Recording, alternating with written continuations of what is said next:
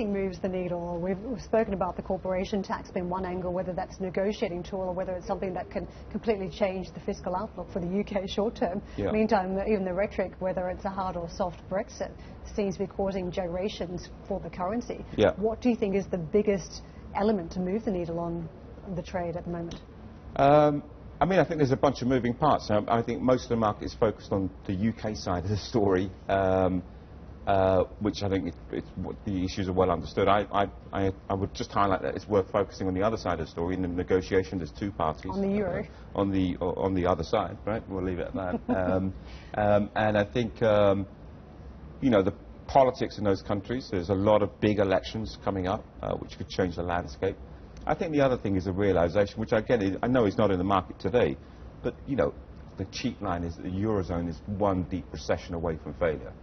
Right? One way to guarantee a deep recession in the Eurozone is to force a deep recession in the UK.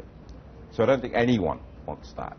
I don't think even Mr. Juncker really wants that. So I think if that's one end of it, and the other end of it is a perfect access to single markets without any concessions, I don't think these are the two extremes. I don't think that's going to work out. So I think we're going to oscillate in between the two.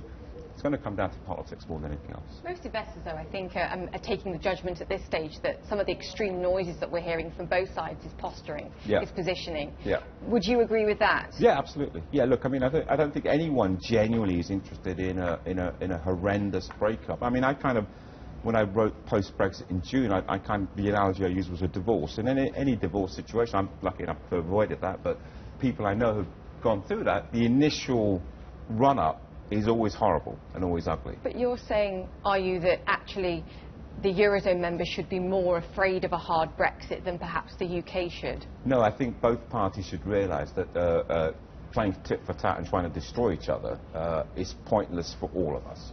Yeah. Right? And frankly, just because we've had this vote, it doesn't mean that, you know, people here hate people in Europe or that people in Europe hate people here.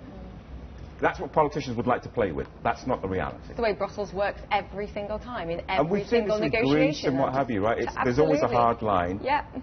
No. Look, let me take you back. The ECB was never meant to monetize government debt. That was a core principle. That was cast aside when it suited, right?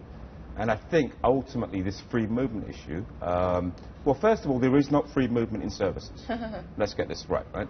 You can't use your car motor policy in even a Eurozone country in another Eurozone country properly, right? So I think I would put that to one side. Bold call.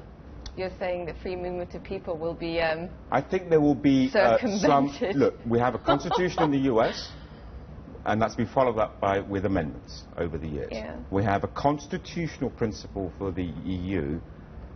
Amendments are a kind of normal part of life, especially if there's a kind of common interest to control something that perhaps there's a perception that it's out of control, or at least where ruling parties feel that the people of those countries feel that it's out of control. So I think there will be some coming together, but look, I don't think it's going to be easy.